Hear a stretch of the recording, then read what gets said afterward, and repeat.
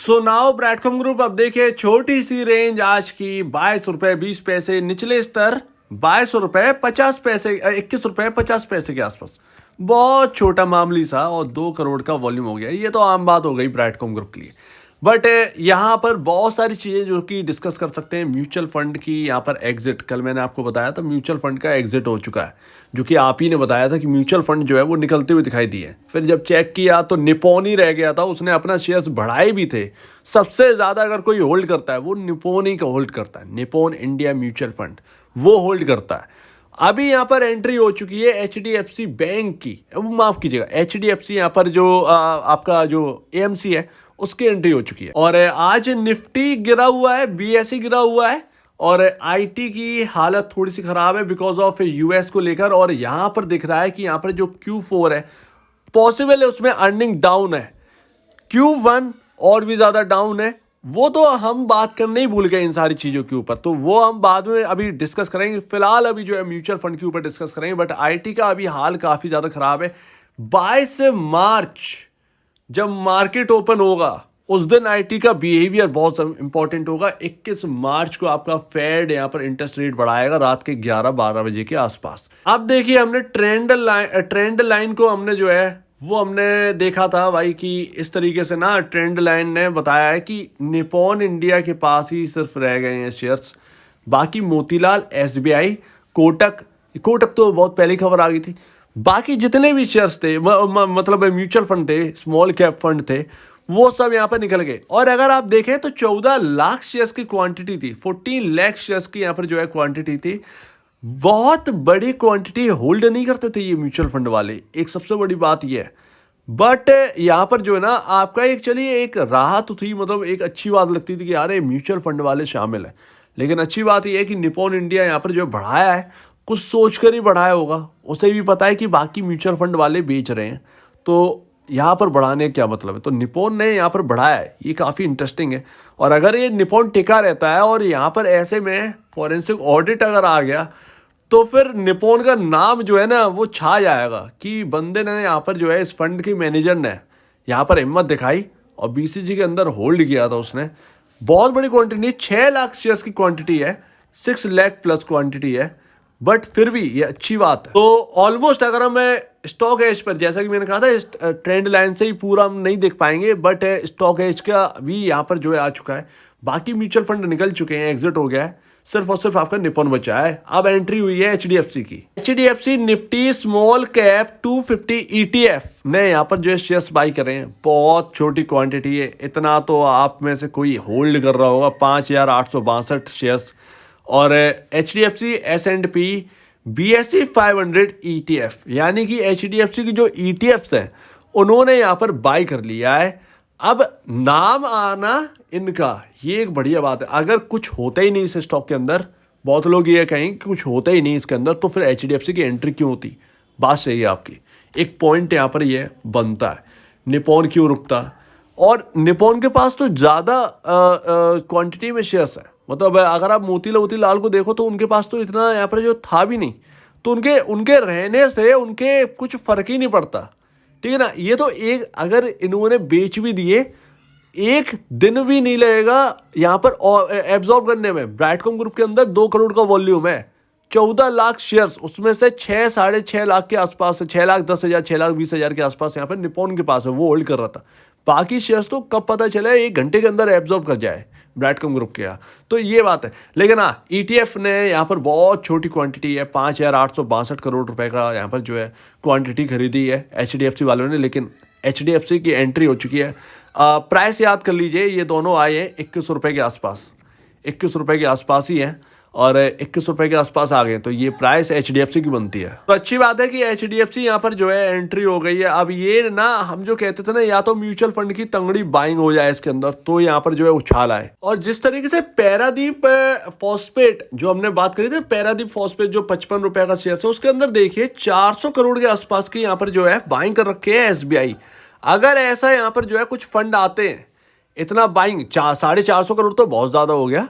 But अगर ये mutual fund मिलके अगर 100 करोड़ की भी बाइंग करके रख देंगे ना, ह्यूज पॉजिटिव है इसके अंदर, ह्यूज पॉजिटिव। भूल जाएंगे लोग फॉरेंसिक ऑडिट का, ये खबर अगर 100 करोड़ की बाइंग हो जाए, 70 करोड़ की बाइंग हो जाए, इवन यहां पर जो है आपके म्यूचुअल फंड वाले यहां पर जो है तंगड़ी बाइंग कर ले, तो यहां पर जो है चीजें बदलती हुई आएंगी एक झटके में। मार्केट के ऊपर बहुत बड़ा असर ये पड़ेगा। ब्रैडकॉम ग्रुप यहाँ पर जो है कहीं ना कहीं ये नोटेबल स्टॉक यहाँ पर जो है होने लगेगा। वैसे भी नोटेबल है, लेकिन एक अच्छी नज़रों से भी फिर देखने लगेंगे इसे। म्यूचुअल फंड क्यों बाई कर रहे हैं, ये सारे सवाल होते हैं ना। अब अगर हम चार्ट की भी बात करेंगे तो चार्ट पर क्या चल रहा है, देखिए ये ट्रेंड लाइन है, ट्रेंड लाइन है यहाँ पर और अब यहाँ पर सपोर्ट लेने की कोशिश करेगा। कहीं ना कहीं यहाँ पर सपोर्ट लेने की कोशिश भी कर रहा है। 2-4 दिन ये दिखा भी रहा है कि यस गिरावट रुकी हुई है, कहीं ना कहीं ये अपने सपोर्ट यहाँ पर लेने की कोशिश करेगा इस ट्रेंड लाइन पर। अगर ये यहाँ पर लेकर घूमता है तो हमको देखना होगा कि रेजिस्टेंस, जब तक ये स्टॉक अपने रेजिस्टेंस लेवल पार नहीं करेगा, इवन 30 रुपीज़ अगर क्रॉस नहीं करेगा, ये सबसे बड़ी बात है। 29.40 या 29.30 के आसपास से यहाँ पे जो है 2 बार गिरा था, राइट, 2 या 3 बार यहाँ पे जो है स्लिप हो गया, डाउन आ गया था। हाँ, वही 30 रुपये के आसपास का रेजिस्टेंस लेवल, ये रेंज अगर क्रॉस करता है, 30 रुपये के ऊपर निकलता है, तब हम कुछ मानेंगे कि हाँ भाई स्टॉक के अंदर कुछ हुआ है।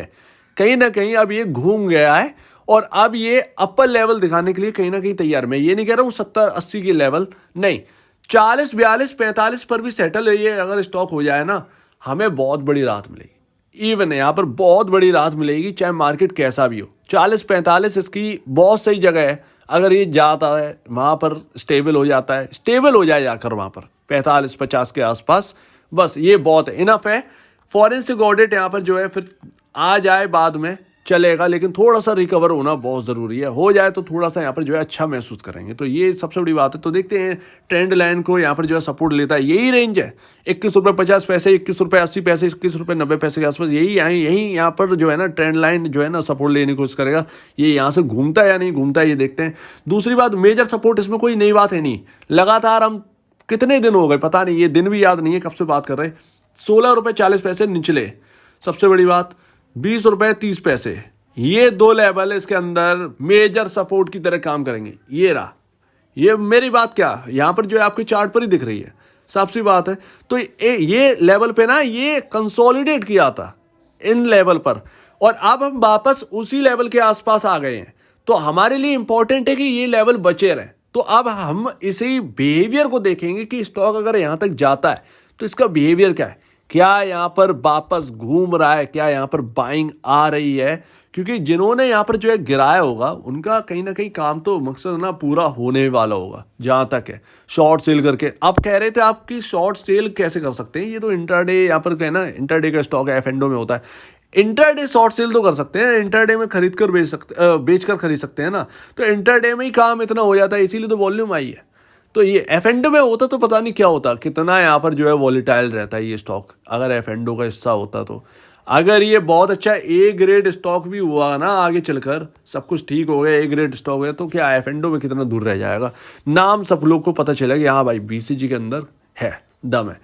तो अभी यही देखना है, मेजर सपोर्ट्स पर नजर रखिए। इसके बाद यहाँ पर जो है अभी हम देख ही रहे हैं कि ये ट्रेंड लाइन के आसपास सपोर्ट लेने की कोशिश कर रहा है। क्या ये ट्रेंड लाइन के आसपास सपोर्ट लेगा, घूम जाएगा, ये सबसे बड़ी बात है। यही जो कुछ भी होना है आपका, यही सब कुछ है।